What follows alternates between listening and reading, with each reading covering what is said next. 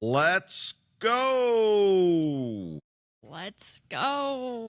That's not the normal let's go. What's going on with you today? Sorry. Just a little tired from our long day of work. Have you been trudging through the day?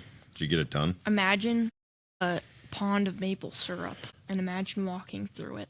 That was your day? That was my day. Wow. So yesterday, epic day, big day for you. What was yesterday again? Yesterday you hit the big 1,000 hours flying. The big 4 digits. Feel different? I actually feel the same, but what I've been thinking about is on my paper logbook, I'm going to have to write those numbers quite a bit smaller now that there's 4 digits I need to fit in on the paper square on my logbook. You know what I mean? I got that. So but you felt the same? It I wasn't feel like you like feel the like a real same. pilot now? No, I feel like Cambry still, That what did it sucks. feel like when you hit 1,000? It was the same. It was just like, nothing. I'm still it was another day. I'm mediocre still a pilot. mediocre, shitty pilot. So what do you do? That's kind of where I'm at too. It's like grateful I got here, but Yeah. it's like, okay, It's not a big a what does deal it as you mean to think it me? is. It doesn't mean anything. Yeah. I think when you're at 100, 250 hours, 300 hours, 500 hours, you think it's going to be like some big like change. No, like looking back, if I had texted if Cambry in 2023 got a text message from Cambry from 2025 saying we hit 1,000 hours, Cambry from 2023 would be a heck of a lot more excited than I am. That's a great question. So, okay, do you think the Cambry from 2023 would think the Cambry of 2025 would be at 1,000 hours? Like that's a legitimate, like for all the young pilots out there that are low time, like I think that's a good question. Would Cambry from 2023 think that I would have made it by 2025? Yeah, at 1,000 hours. You know, Cambry in 2023 was a You were private 18, pilot. 17, 18? 17, depends on what part of 2023 Still in we're school or just talking about. graduating? I graduated 23, Okay, so so I was still in school. you're still in school. I actually wasn't a private pilot yet. Okay, so that was kind of a monumental thing if you look forward. Like 1,000 hours is a big step for a lot of pilots. Yeah, I think that if I'm being quite frank with you, I don't think when I was working on my private pilot, I think it was still up in the air whether or not I was going to make it. Well, I think we're all there. I Like- think we've all had that same question. Once I passed my PPL, it's like, yeah, I'm committed now. You know what? Once I think I spent $1,000, it was like, yeah, I've invested enough that now this is my life story. $1,000 was the entry fee to get in the door. Yeah, it's like, yeah, now I'm committed.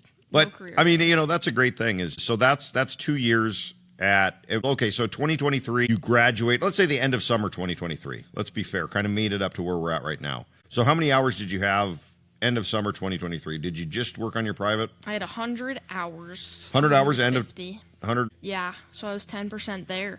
Yeah, you Is were. that the math?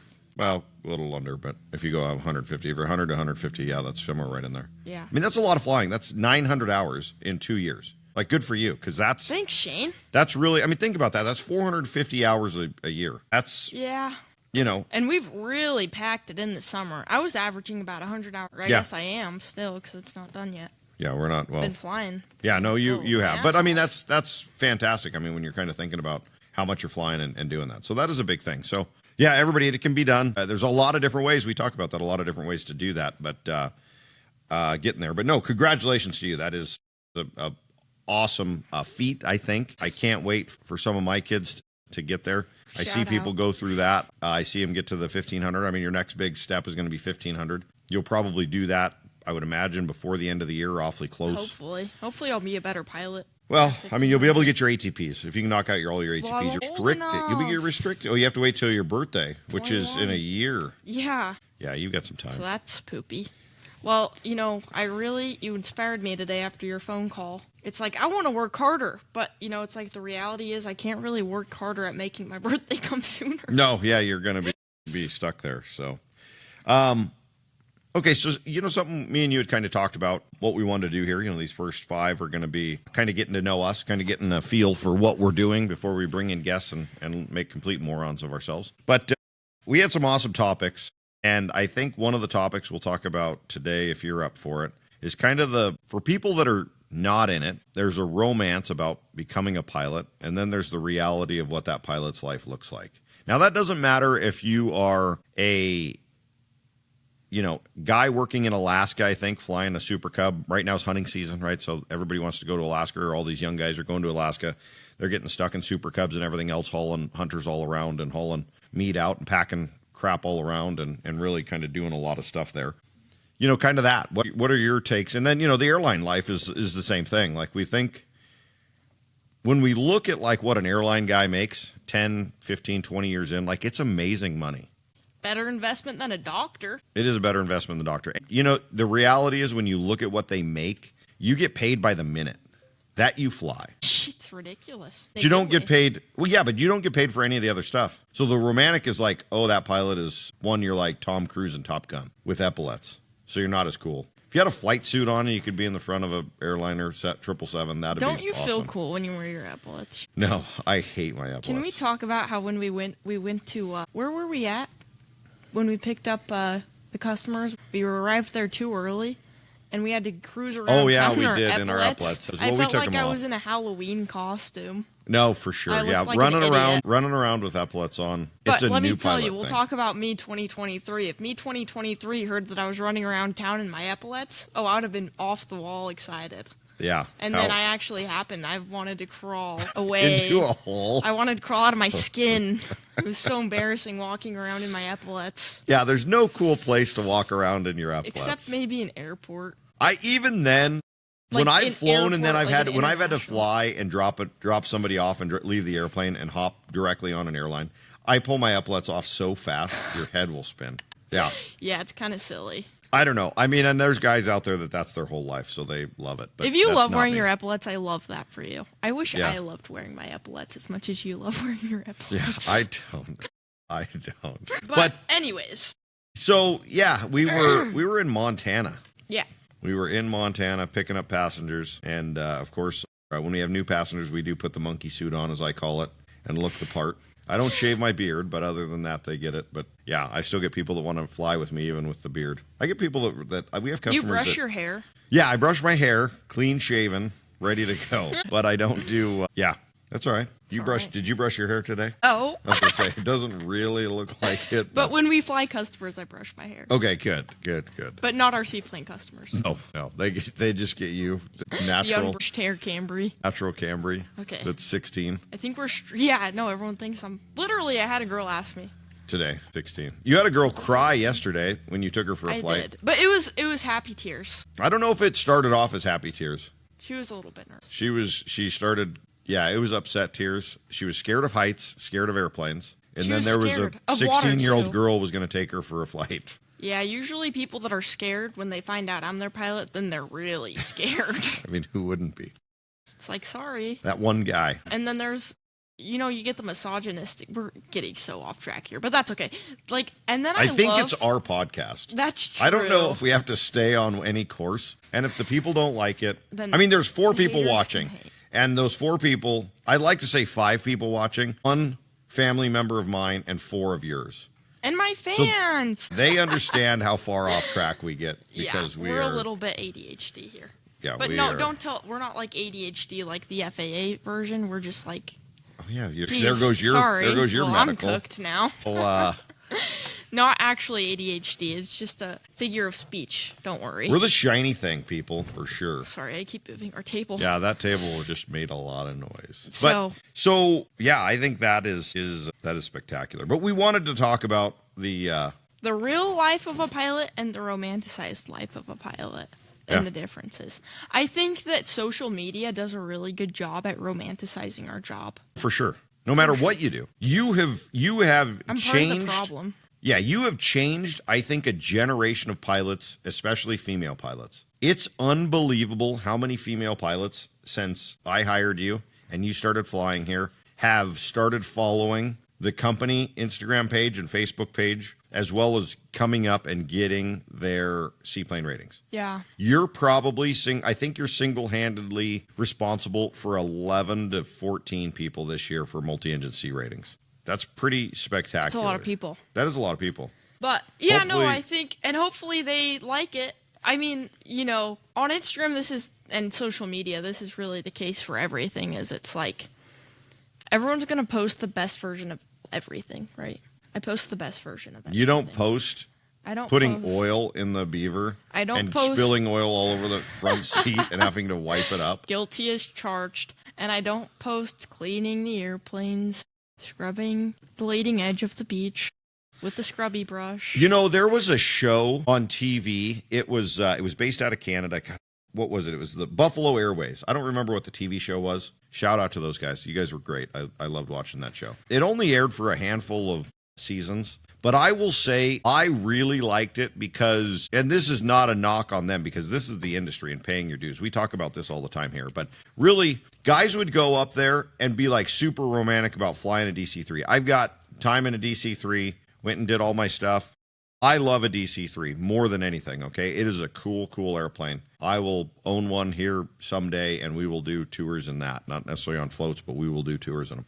But I will say that, you know, pilots would go up there super gung-ho, super excited, and they would have to, like, haul freight, like throw it on pallets, load it on forklifts. It was like raining and snowing, and they were, you know, freezing cold outside, heating up the engines. And, like, they had to pay their dues for a year or two or three doing that, and they were pilots to try to work up into the SIC, to the right seat of an airplane, and then into the left seat. So, yeah, there's a lot. That was really the only one that you see. And like you say, the Instagram stuff, like, oh, look at me. Like, I'm, you know, sexy 24-year-old dude or chick, and I'm in the right seat of, you know, XYZ jet.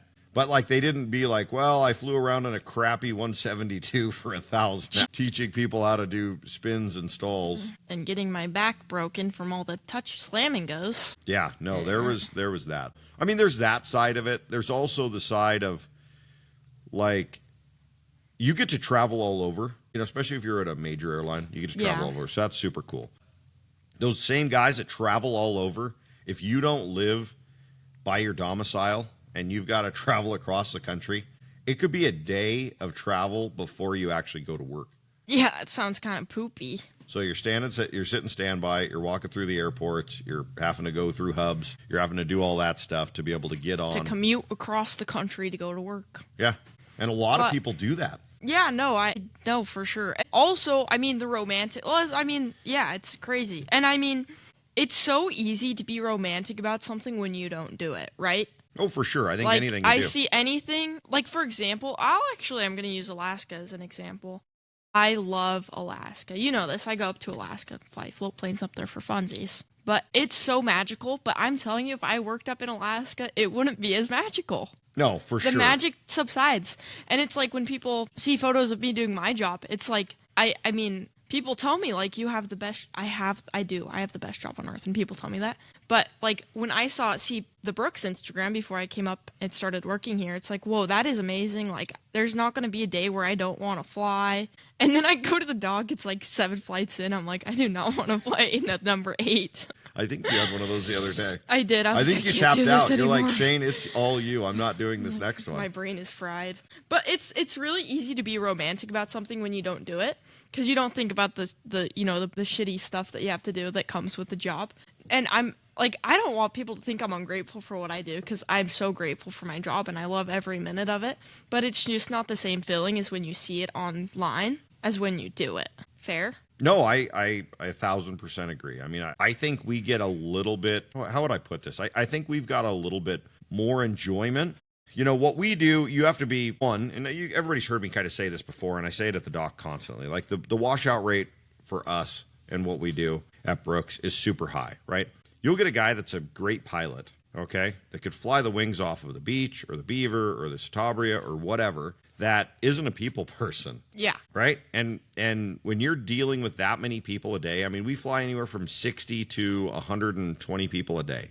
Okay, that's a lot of people on a little dock with a couple airplanes. So you got to be a people person. Like, you have to be able to put a smile on. It doesn't matter if you were, you know, had a fight with you know, somebody in that morning, or you woke up on the wrong side of the bed, or, you know, your coffee wasn't hitting as hard as it should be, or your diet Salt Lake City super soda isn't kicking in yet. Sorry, that's a Cambry joke. She's going to get one tomorrow. I'm That'll so probably be the first thing excited. she's going to get. But, you know, so you got to be that.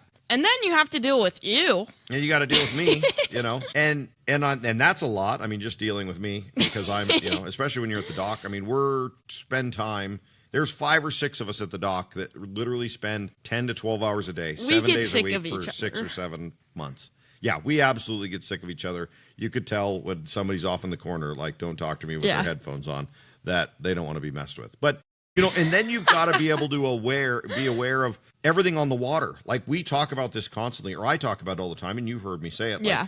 Like the best of the best. Like, you are so distracted. It's like driving your car while, texting somebody on your phone and weaving in and out of the traffic on the freeway. Like, you've got so much stuff going on, and you've got to be able to manage all of that and diversify your attention. So you got to fly the airplane. You got to be communicating on the radios and watching all that stuff. You've got to be smiling and talking to people and doing that stuff. And then you got to not hit any boats and watch your landing, right? It's so intense. Then you have your passengers. Like the other day, I was coming into land, base to final. It's windy as all get out. I still don't have a runway picked out. There's a billion boats. I'm like, okay, what am I going to do here? Still, we are very task saturated base to final.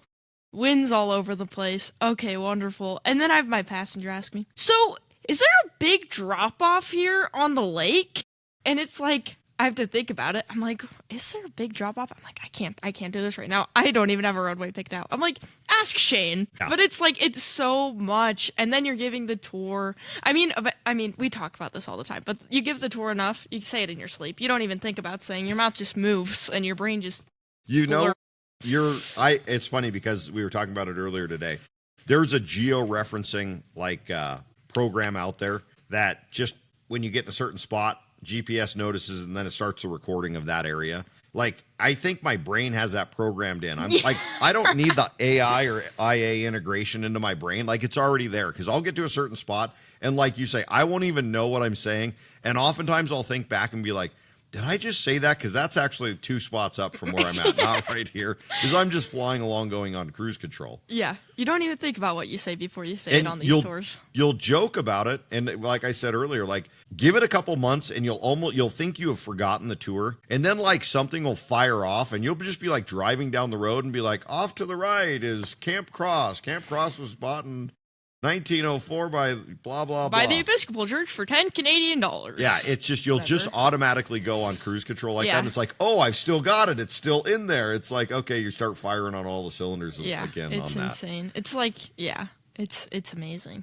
But yeah, no, it's just, it's a lot. It takes it out of you at the end of the day, really. You're like, okay, my brain is not functioning right now. I'm like, I can't even think about what I want to eat for dinner. Sometimes I'm like, I can't do this. Sometimes when you do it. And when you're doing it, the nice thing about doing something that you love and you enjoy is you don't get typically burnout throughout the day. You don't notice it. But then it's like, once you decompress and like turn everything off and like put all the chairs away and tidy up the airplanes and tie everything down, then it's like you kind of decompress and you're coming off of that, all day. And it's like, oh, wow, that's, I could go to sleep right now. Well, the hardest days at the dock are when we'll have like a 9, a 10, 11, or 12. And then we have a 3 or 4 hour break. And then we have a 5. It's like, I don't want to fly the 5. I'm so ready for bed. I could take a nap right now. Yeah. Because you've decompressed. On that's kind of the big thing. And I think you get that in anything if you have that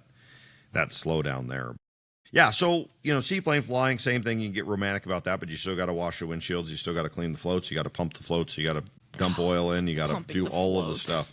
When I first got to the dock, I was so excited. You knew I'd get to the dock so early, pump all the floats. You got mad at me, actually, for pumping the floats. Yeah, you were doing the deckhand's job. I was supposed to do the deckhand's job. And now, if there's not a deckhand there and I have to pump the floats, it's like, I'd rather, jump into the lake. Yeah, It's freezing. Go swimming right now in my clothes than pump the floats. No, it is the little things you don't think about. But I think it's the same thing in anything. So, yeah, out there, and figure out what, if you're going the aviation journey or if you're just from the outside looking in and you're not in aviation, like, it's whatever you do, like, find something you love and it's going to be way better. Not that you're going to. Yeah. I don't buy into do something you love and you're never going to work a day in your life. You say that all the time. I say that because there's days that you're working your ass off. Yeah, and that's true. You can say whatever. Like, I don't work a day in my life. Like, how come you didn't want to clean the windshield and you took off with 1,000 bugs on you splattered across your window? I think you're working today a little bit. Yeah, but it's like, you asked me if I'd rather fly my seaplanes or sit in a cubicle. Sit in a cubicle. Oh, I'm flying my seaplanes. Not that they're my seaplanes, they're actually yours. But still, it's like, I'm flying a seaplane. Yeah. Because that is not work compared to sitting at a desk all day. No, I would not do anything else. I do get that. So no, so yeah, there's work in any type of flying you do. It could be seaplanes, it could be backcountry stuff, it could be cargo, it could be pipeline patrol, it could be spraying for mosquitoes, it can be flying skydivers. I think you've done a flight or two of that. Didn't you have a friend that flew skydivers? Yeah.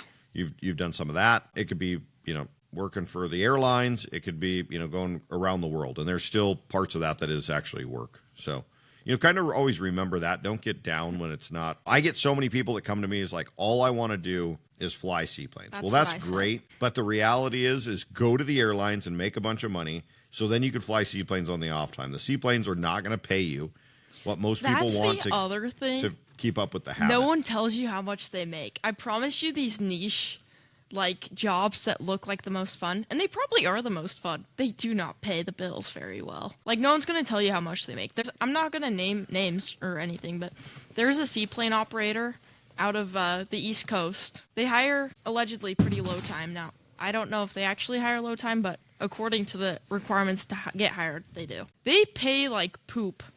Literally you're making... I know a guy, or I've talked to someone that's worked for one of those, and they said that they knew people who were literally on food stamps and were eating bags of chips for lunch because they couldn't afford anything else. You have to sacrifice some things if that's what you want to do full time. You're not going to get to live the luxurious. It's hard. I mean, there's probably some places around that's not necessarily seasonal. Even all the guys in Alaska, that's fairly seasonal when you think about what they're doing and their stuff. There's guys that fly year round, but typically they're moving up to the Cessnas or, the Beech 1900s or that type of thing in and around Alaska and kind of doing that. So you're not seeing too much of that. But yeah, it is. It's not. You make a bunch of money in a short period of time, but when you average that out over the year, it's not a lot of great money. And then there's places that you don't make very much money at all. So, I mean, you're doing it because of the passion and being able to go and do it. And on the other side, we joke about it all the time too. The investment in somebody like you coming to Brooks this year, and the investment we put into you is tens of thousands of dollars between training, hours, taking up seats, and kind of all those types of things that a lot of people don't realize. And I mean, if you bail on me this season, at the end of this season, that's a hit to the company. So it's pretty hard to do that even as an operator when you go up and you're working for, doing tours around for one of the cruise lines or one of the places in Alaska. I always go to Alaska because I think there's the biggest group of people up there that are doing what they love and kind of going from there. But that's what I would say on that is the romantic side of it is there's crappy areas of all of flying, just like there is with any other job. Flying as a whole, I think, is pretty relaxing. I think flying as a whole is super fun, typically when you get out of the airplane. The one thing we could always say, and I always tell people, the one nice thing about aviation is it never comes home with you. Yeah, it's so nice. If you land the airplane and your passengers all get off and the airplane's still in one piece, work isn't coming home with you. That's not too many jobs out there you could say that. Now, if you land in the Hudson, work probably comes home with you for a few weeks or, something like that. But for the most part, it really doesn't. So that is the one neat thing about aviation, no matter what you do. At the end of the day, when you are walking down the dock, smell you later, I'm done. Yeah, but every morning I wake up, there's not been a single day this year where I've been I don't want to go to work. I want to go to work every day. I'm super excited to go to work every day. And not a lot of people can say that about their job. Yeah. No, for sure. Well, I think it's a pretty intense write-up, I think, communication on that flying career and the romantics. Yeah, get romantic about it, but you got to be honest with the people around you. Yeah. Don't BS young pilots. If I got to say anything to pilots that have been out there forever, don't BS them. So many pilots out there BS them on what to expect. Do I do that? No, I think you're pretty good. But it's the guy at the airlines. I make $480,000 a year, and I fly 4 days a month, and I've always made this. No, you haven't. Tell them about the 13 years that you had to, hump cargo because you were in a downturn, 35 years ago, and you got laid off from two different, major airlines as they went bankrupt or got bought out and kind of furloughed. I mean, you guys do that, but don't get caught up into that. I mean, like I said, most aviation people are awesome, but you'll get a couple of the guys out there that want to kind of feed you the line of BS. Don't let them do that. So what do you think aviation is going to look like in 30 years? Do you think that everyone's still going to be making $480,000 a year and working 4 days a month. Right into the controversial one talking to me. I can't believe you asked me that. I'm the wrong person to ask this because Why, Shane? Tell everybody why. Tell them you're controversial. I think it's going, and I've got a retired airline guy that works for me that his son works for the airlines, and we banter back and forth over this. I know me and you. I know me and you have talked about it. I don't like your take on the tour business. What the seaplanes are going to be. Okay, well that's fair enough, but my take is this. Okay, with the day and age that we're in today. Okay. And the automation that is already out there and coming our way, and the retirement, the people retiring, and the not as many. It seems like there's so many people getting their pilot's license, and there are so many people getting their pilot's license. Don't get me wrong. But that being said, we're still going to run into this pickle. I think 10 years from now, we're not going to have enough pilots to be able to maintain everything that's kind of going on and doing all that stuff. So my take is this. I think because of retirements and because of automation, I think in a decade, and this isn't something I say lightly because I'm at an age that I want a human being flying my airplane, especially when I'm getting on an airliner going across country, okay? But my take is that in 10 years, we're going to see the introduction of single pilot crews on an airplane. I think we'll have automation doing it. The human factor will be there for emergencies, backup to double check it. Yeah. Wait, how many years away? I think a decade. 10 years. 10 years. And then what about in 20? I think in 20 years, we are phasing out a lot of people. We're being remote pilots? I think we're remote pilots. I think you've got one pilot sitting in a box somewhere in the desert and running 4 or 5 different airplanes monitoring systems. I think that's what happens. And then I think...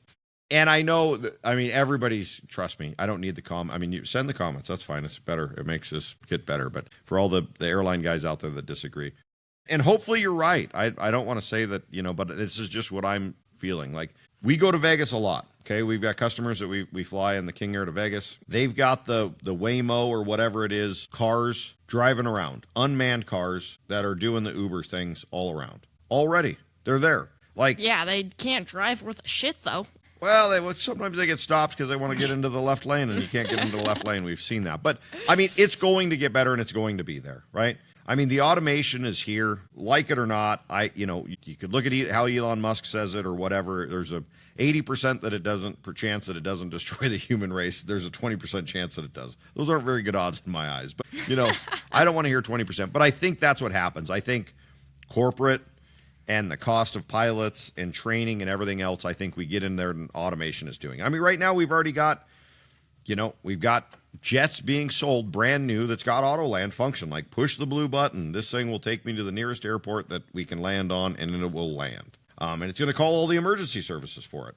So to say that's not going to move into the cockpit, I just don't see how it's going to happen. So I think somebody your age, somebody my kid's age, I think getting into aviation is still a phenomenal career. I think towards the end of your careers that the pilot in the cockpit is going to be phased out. But I think they'll if they want to do that, I think they're going to have to get rid of GA. Well, I think GA, and there you go. So I can touch on that. Look at I hate this take. Well, tell them about the flying car. Well, we're going to have, the drone technology is already there. Yeah. Okay. I went to NBAA last year. They had a small Uber-sized drone that was going to be able to take 4 people. I think they did some testing on it. I'll be back at NBAA. You'll be actually going with me.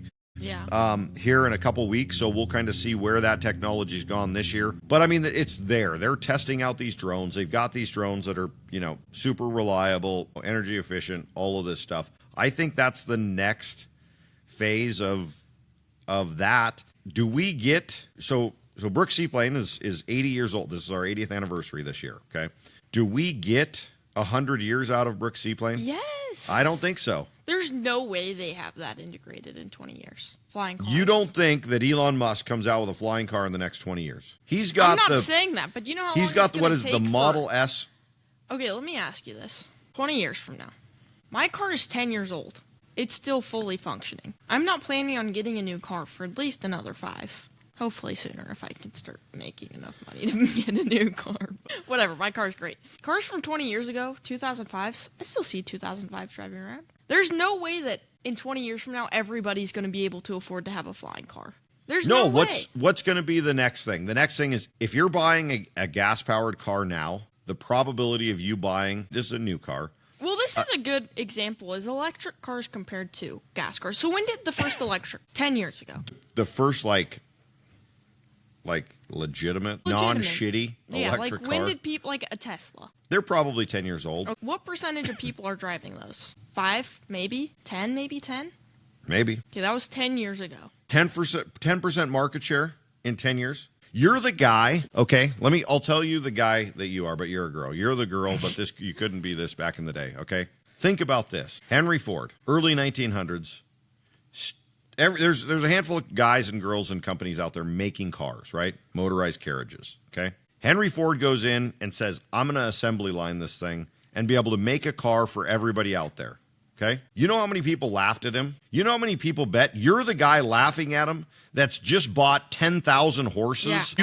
Yeah, so you could sell because the motorized carriage isn't going to work. You're literally that guy. You've got a whole ranch full of 15,000 horses. Audio guy, can you fact check what percent of drivers drive an electric vehicle? Because now 10% was way too high. I think it's way too high too. It's got to be probably like 2 or 3%.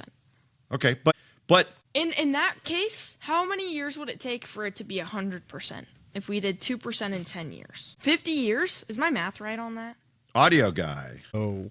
In 2024, about 9.2% of new car registrations in the U.S. were for electric vehicles. That is way higher. That's than a massive number. Holy cow! My guess was pretty close. And that was back when there was one manufacturer, 2 manufacturers, and they were super crappy. Amazing. They went 40 miles. They didn't do anything. They were horrible. So it took 10 years. Now they've got the Model S Plaid that goes 0 to 60 in 1.9 seconds. But that was in 2024. Right, so it's more now. So it's probably 10% now.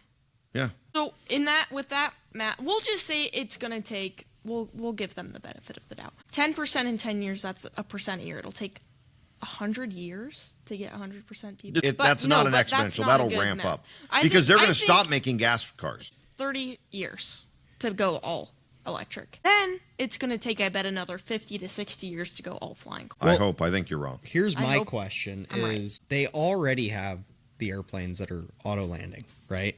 Like they're already airplanes that, can do that. And the first one, the Lockheed L-1011, that came out.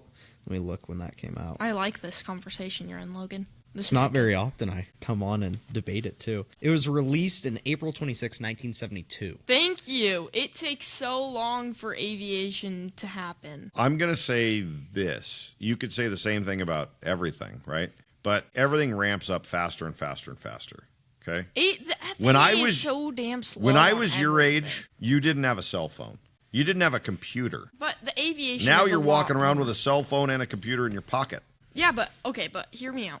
Aviation is so slow. Okay. Is Amazon and the big delivery services already working on drone systems that are delivering packages to homes? Yes. Okay, so that's already there. So the drone infrastructure is already there.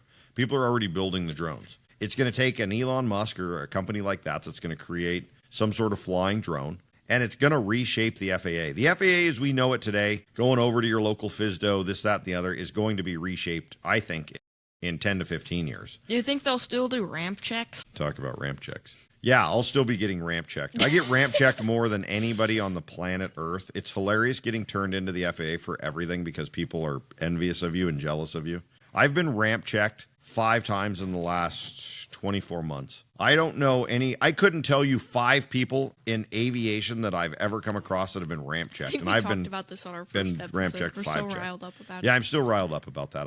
There's good and there's bad people in the FAA. Most of the people in the FAA are phenomenal. There are guys in the FAA that, just like any industry, that are turds. So I think that's going to change. I think Mosaic changed a lot of that. I think the drone technology and these companies are going to change it. I think that's where I think it's going to be. I think in 20 years, we're going to be running around and I shouldn't say this. We won't be running around in drone cars or taxis. I think there's going to be an option. Just like right now, you can go out, you want to buy a Tesla? Great. You want to go buy your Chevy, with your Duramax in it? Great. Go do that. You want to buy a used Subaru Impreza with a broken door panel, go do that. Okay, huge shout out to my broken door panel. You guys, this is so off aviation topic, but can I tell them about why my door panel is broken? Sure. I was waiting in line for my Taco Bell, and I was hovering my card above my window as it was rolled down. I was like, I wonder if this will go down if I drop it all the way into my door. Well, I let go of it. I don't think it was on purpose. I don't recall. I don't know why I would do that on purpose. But it did indeed go down the window into the door, and so we had to take my door apart to get my card out of the door, and it just didn't go back the way that it was. So anyways, I love my broken door panel. But circling back around to will we get 100 years out of Brooks? Yes, we will. Because in 20 years, not everyone. Yeah, it'll be interesting. It'll be interesting to see what the airplanes that were flying down there are in 20 years. It'll be interesting to see if we can make 20 years out of it. I think it'll be right there on the cusp. I think 10 years for sure. It's getting pretty close. I think technology is changing. I think the cockpits are going to be changing. I think right now my apprehension is, I always say this because they're like, what about the flying cars? I get a lot of parents coming and ask me, is this a good thing for my kid to get into? Like, what about, automation? But my apprehension right now is big corporation dollar bills. Okay. So you're on whatever Coke. Remember that? Putting sugar in it. Aviation one, and there were some accidents. Well, no, I know what you're saying. Absolutely. Was that pilot training or was that incidents, accidents? They could be chalked up to both. Did you watch the documentary? There were some shortcuts made, for sure. There were some shortcuts made. And hopefully they're figuring that out. And it takes a long time to make things. Well, absolutely, and you got to fix that, and that starts from the management down. So you got to start from the management, and you got to work your way down. But that has to do with corporations trying to make big bucks, not sure. Bucks. Well, they might make big bucks too if they have the right meals in there, thing. But no, so if you think about it, like if an airplane's flying along, okay, I got to get on a commuter to go pick up a jet or whatever across the country. Okay, you've been with me now. On the East Coast, what do we get in the afternoons, Midwest, this time of year? Some awesome, gnarly, snarly, big boy thunderstorms. That's right, big boy and big girl. So you got to put your big boy panties on. And big girl panties on. So you're flying along. The computer runs a program, says, okay, it looks like this. It's right there, borderline. The wind's like 1 mile an hour under. It looks like that. So the computer's programmed, we can go through this. So they start punching through this thunderstorm. All of a sudden, it turns into something really shitty, and you're, bending an airframe, and nobody's happy, and you don't get the drink service on the airplane. Aww. You got to have the drink service. Nobody wants to do that with that. Especially if you're in the thunderstorm, you want the drink service. We need to start doing the drink service on the seaplanes. Yeah, doing that. But anyways. So if you do that, that's where I'm apprehensive. I want the pilot to be like, no, we're going to fly. We're going to deviate 50 miles and go around this thing. We've seen our active radar. We have radar in the airplane, and a lot of times what the radar is saying is not what we're seeing with our eyeballs. Yeah, well, our radar's pretty good, but our FISB definitely shows what they're seeing on the ground can be late. That can be different from what we're seeing in our radar of actual stuff. No, there's definitely differences. So where does that number come from? Where do they look and find that? And that's the thing that scares me now. I think at a point in time, like self-checkout, electric cars, all this stuff, I think it's just going to become more the norm and we accept it. I think by the time that we don't have pilots in the airplane and we have flying cars and the seaplane business isn't running anymore, AI is probably going to wipe out humanity by that time. Well, it probably is. So it doesn't even matter. So that you're betting on the 20%? Yeah. Oh, wow. I mean, I'm still thinking about the 80%, but no, that's what I think is, I think that's my take on it. I think I'm going to look forward to looking back at this in 10 years and seeing. Telling you, making me say that you were right and I was wrong. Or you might be the right one and I might be completely wrong. Well, we won't even be around by then because AI would have already wiped us out. Wait, 10 or 20 years?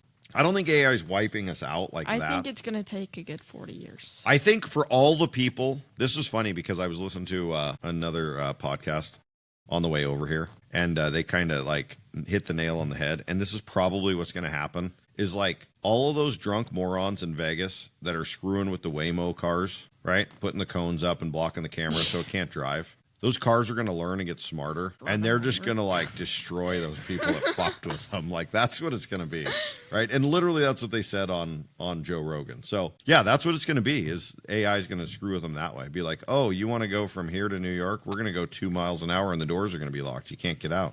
Yeah, scary. So yeah, I hope you're wrong. Yeah, well. But we'll see about that. Only time will tell. Yeah, time will tell. It'll be interesting to see. I mean, I know with the changes that are coming and the technology there, it's going to. Yeah. What else was it that we wanted to talk about today? What was number 3? Our third thing was we went over and we did a couple different things. We talked about fatigue, but I think that's another one for another episode there on that.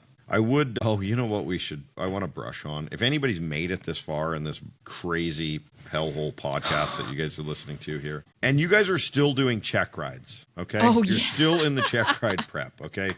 We had a young man today and yesterday. He's awesome. He's a great pilot. Great pilot. Did a couple check rides in 1 week.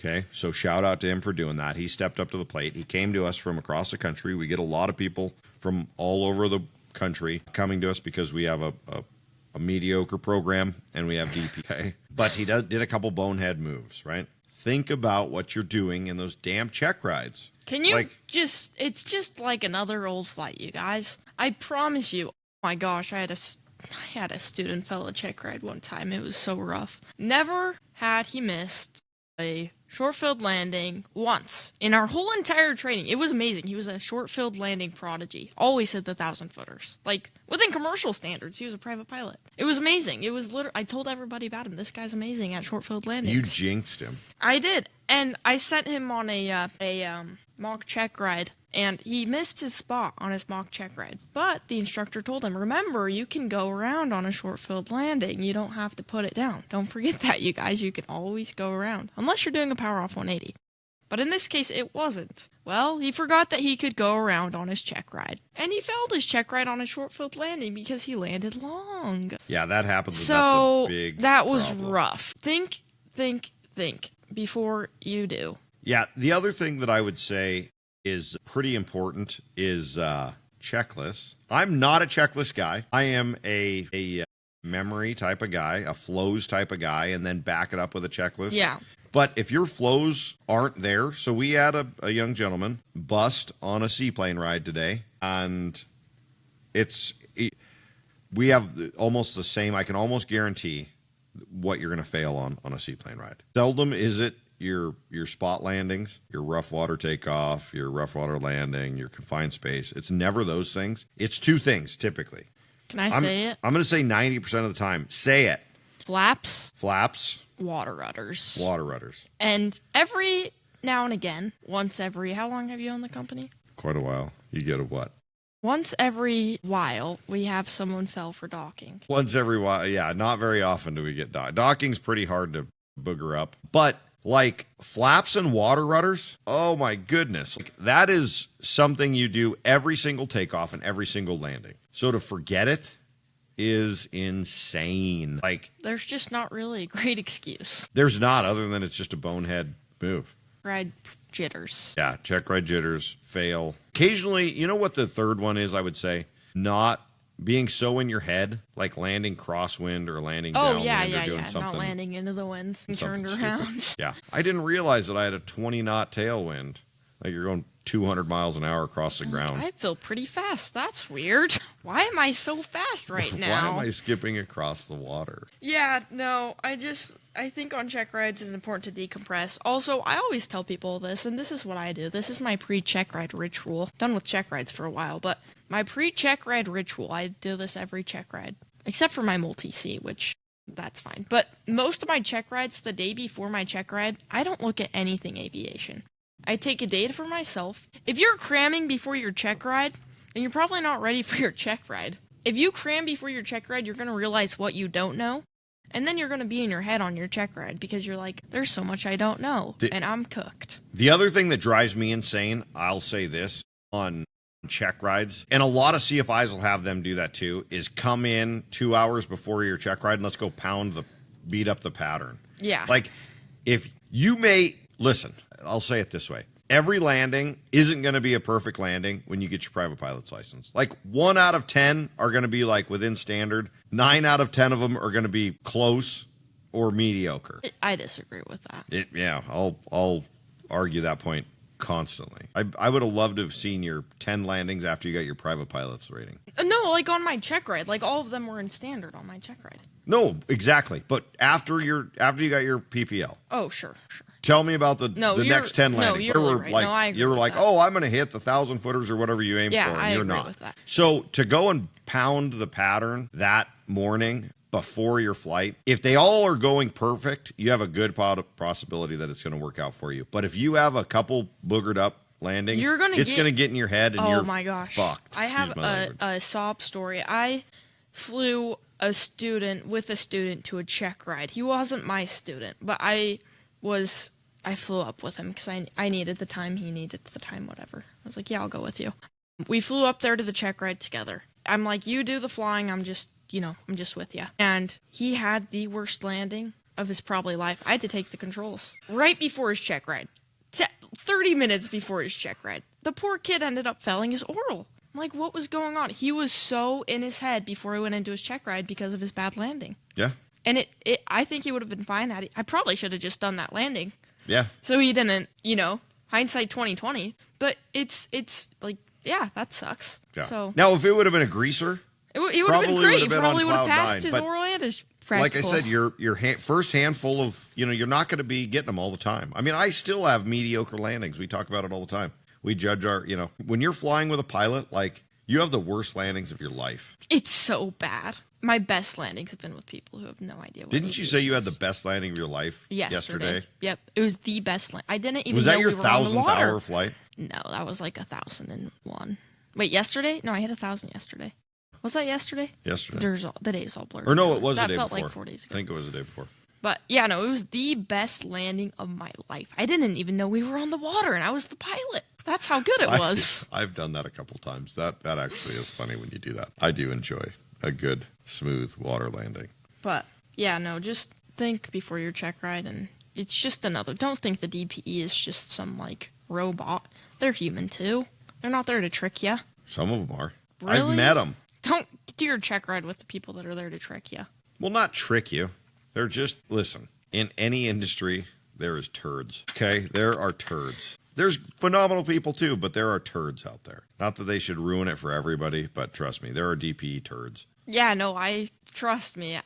There is a famous DPE who's no longer a DPE actually, but I can't name drop, but I'll tell you what they called him after the check ride or after this podcast. It's actually hilarious. You can't even tell me what they called him after? I'll tell you what they called him when we're done filming because I don't want to name drop. Yeah, but it's not, his nickname. But it includes his real name in it. I see what you're But saying. the name included 2 times because everybody that did their check ride with him failed, so everyone did their check ride 2 times. I mean, that's good. I will say one of my DPs that does a lot of our students, somebody had gotten upset because he had busted them on a check ride. And I guess there's a website out there that you can leave Reviews things on for, DPEs. reviews for DPEs. And it was the most scathing, crappy, do not ever fly with this guy. He's the biggest a-hole ever. And this guy is legitimately a super fair, legit DPE. He's so down to earth. And it was, he got a chuckle out of it. Because he's a very good pilot, lots and lots of ratings. He holds you to a standard. You got to be able to do the basics. That's it. And you're going to have an off day. But yeah, it was just ranting and raving about him. Don't ever go to him. He's the worst ever. But then legitimately, we had a young lady that came and did her seaplane rating with us recently that was paranoid about our DPE for our seaplanes. Because she legitimately had a bad experience. She had a bad experience, and yeah, I think there was some horse malarkey there going on, something shady on the backside, which I didn't really know. I got into a little bit with her, but she had posted all over social media. She'd looked around, really worried. and it was funny because all of the women's group things that she posted on, you're part of. Yeah, so and you're can I say it or anonymously not? comment on all of them. He's amazing because he really is. I did my check ride with him. He's a great DE. He's fair. You're so I was I don't want them to think that I'm being biased because I work for the company, but he actually is a really fair DPE. So I just commented. and he's not going to fail you because you're a girl. No, he's not going to fail. He's going to fail you because you suck. Yeah, but not because you're a That particular girl. thing. Yeah. No, women are better pilots historically I think across the board, women are more attention to detail than most men. Not all men, but most men. I don't know. I think you're just born the way you are. Whatever. I think you are born the way you are. I don't think you can change that. I don't know if you can. Let me know if you've got a main line to the boss man upstairs. Be I don't want to be this way. I want to be that way. I think you can change for the better or the worse, but I think the fundamentals of what the heck is going on. That is an air pop-off. I'm sorry, that actually undisclosed scared location. me. I like the jump that you had there. Everybody, we're going to leave that one in there. I lost my train of thought now. But I think that the fundamentals of your personality and your skills that's just the way you are. Yeah, well, I think your skills can get better. I mean, I've seen pilots get phenomenally better. I didn't think we're going to make it, and now they're just great. But you've got some people out there. I got a really good friend that grew up in aviation, grew up flying everywhere. Probably one of the most natural pilots I've ever flown with. You know, he's kind of a third generation guy, and it's in his DNA. It's in his DNA. I think so. I think he's flown so much that he's just got this thing about him. Can't throw it and don't get you all riled up and just go and make it happen. Do the thing to make the plane fly. But I think that was a lot of how he was taught too. Yeah. He tells a story. His grandfather used to sit in the seat or in the back seat with a newspaper in his face and then be like, "Don't you think you should fix that?" And so, the airplane would be on fire, upside down, rolling. Be like, "Oh yeah, we should fix that." I think your first in-flight instructor has a lot to do with how you turn out as a pilot. Really? Yeah. I mean, I guess I think your first experiences. Yeah. In flying. I think that's kind of a big thing on what you're going to do and how you're going to do it. But, I mean, your dad is, not was. He's a private pilot and he's a commercial glider pilot's instructor. CFI. I so badly want to go get a flight with him. I want to get my glider license someday. You should go get your glider license with my dad. No, I want to. That would be... He's an amazing pilot. I'm telling you, glider pilots are such good pilots. Talk about not being able to make a power off 180. You better be able to make a power off 180 in a glider because you don't have an engine. It's always a power off 180 because you're always power off. That's true, yeah. The ultimate energy management kings and queens. Are there a lot of female glider pilots? I actually have only met one or two. Really? In my whole career of hanging out at the airport with my dad. Not very many female. It's kind of like a good old boys club, a lot like seaplanes. I mean, you use that term, good I do, yeah, absolutely, yeah. And I could see that. But no, gliders... And it really literally is a good old boys club. Most glider pilots are old. I wouldn't hang out with my dad growing up at the airport. Most glider pilots are like... My dad was the youngest. When I'd go to the airport with him, it's like... There's my dad, and then there's like retired airline pilots. Yeah. Interesting. But like, I think it's changing a little bit. You're seeing more. Like, Civil Air Patrol does a lot of stuff with gliders, which is good. Really? What are they doing with gliders? Well, you can solo a glider when you're, 14? I think you get your license when you're 14. No, I think it's solo when you're 15, license when you're 16. I don't know. I don't know those regs because... I think it's solo when you're 14. I'm almost positive of that. I don't know. Who knows? Fact check us, Logan. Oh, you dropped his name. Logan Rogers at the Rogers Boy BOI on Instagram. He's single, ready to mingle. That's never going to get old. Did you get any hits from the last one? No, not yet. Okay, I think it's any coming. Day now. Any day it's going to come. They're going to be into you. Minimum age of 14. To solo? To solo. So license at 15 then probably. Yeah. Let me look. I should know this. Yeah. I'm not a glider Maybe pilot, we could phone a friend, your dad. Yeah. And he could be disappointed that we're disappointed. promoting gliders and his daughter can't even talk up gliders. But I think that Civil Air Patrol does a lot with them because, I mean, those Civil Air Patrol kids, they're so awesome. They're so young when they get into it. What were your guys' answers? I said 16 to 15. get a license. Camry's right. Oh, eat it! 14 to solo, and 2 years you got to be gliding around the world. We were each halfway right. Yeah. But crashing into the Greater Salt Lake. Yeah, I think gliders are great. I want to do it. I think that'd make me a better pilot. I think it makes everyone a better pilot. I think gliders are probably right up there with tail wheel and seaplane stuff on better understanding what the airplane's doing and how it's going to move in the air. With that, yeah, I think for sure glider pilots do that. My dad said the best powered pilots he's flown with are glider pilots. Really? Yeah, because you just have those. You know how to fly the airplane and energy management. That's too bad. I would have rated you with one of the better pilots I've ever flown with, but not your dad. You haven't flown with my dad. No, but my dad mediocre. won't do that. You're mediocre. No Dad. one says I'm a good pilot. You're not a glider pilot. He says the best. I mean, some you're good. Some of the best pilots he's ever flown with. Oh, now you're throwing in. Is that just like a dad help me out? Throw me a bone here. Dad. Yeah, no, I think glider flying makes you. I wish and it's so much more affordable than powered planes because you pay for your tow and then you're set. $80 for a tow and then how you much can is fly a glider for as long plane? as you want.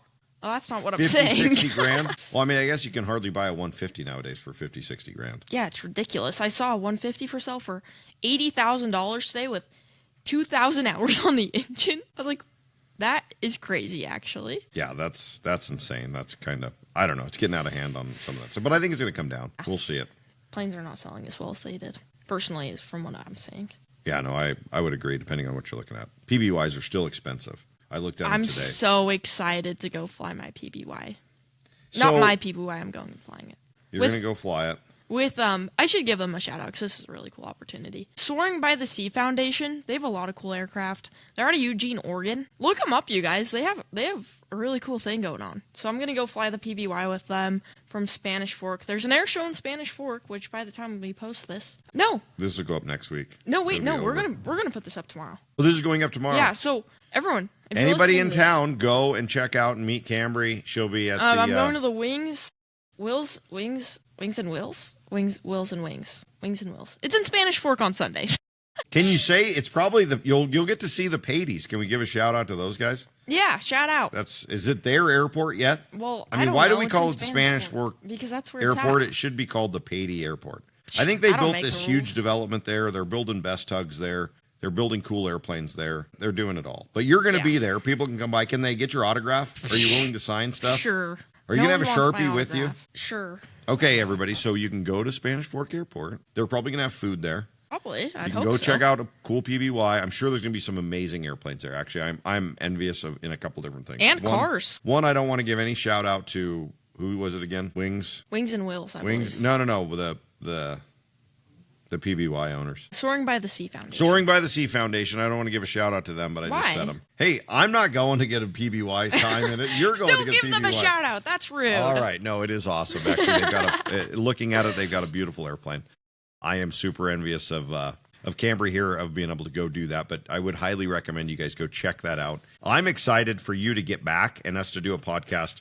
We'll probably burn up a whole A podcast debrief just on the talking about PBY.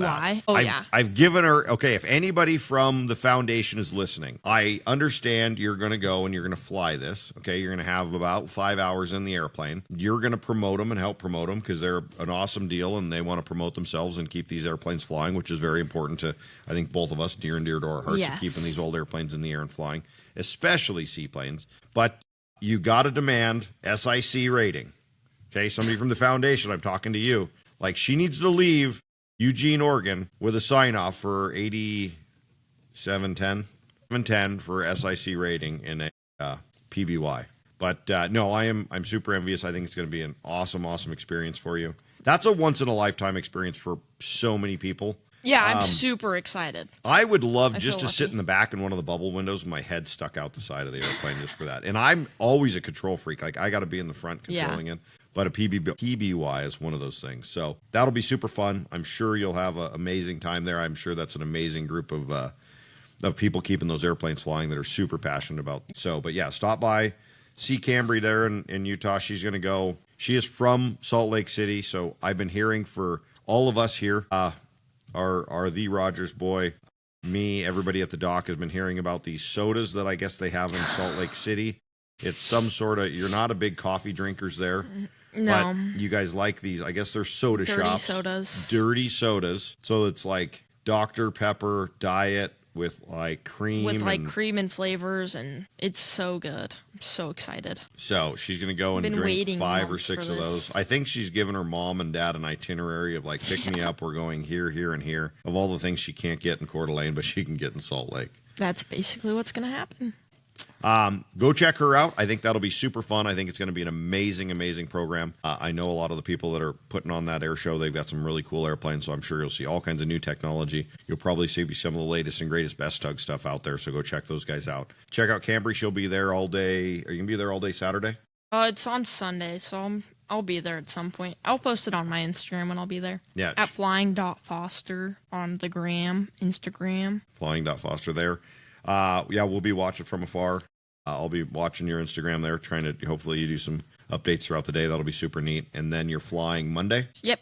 Monday headed back. You're headed to Eugene, Oregon, back to its home base, right? That's where they keep it. Wait, 1 second. I think it's Saturday is the air show, and I think Sunday is when you fly. I fly out the 20th. Wait, I'm actually might be stupid. If the shoe fits. When is this? I think it's tomorrow. It's I'm wait. sorry, it's Saturday. I think the air show. It is on Saturday, not Sunday. Well, I'm stupid. I don't even. You guys, I live the same day every day. I don't know what day it is. It's Groundhog Day. So Saturday, there's going to be a Wings Saturday, and Wheels Sunday at Spanish Fork Airport. Everybody will show up Sunday. I just waiting live for by your- the number of the day. I knew it was on the 27th, and I knew that I fly out on the 26th, and I know I fly the PBY back on the 28th. So Sunday you're flying back. So you'll do that, and that's where they keep it in Eugene. Yep. So do they have? They must have a museum, and they've got probably some other airplanes there Yep. that they keep flying. So super cool on them. I am envious of that, but that's awesome experience and seaplane time, and good for you because you are a phenomenal pilot. So that'll be awesome. So go check those guys out.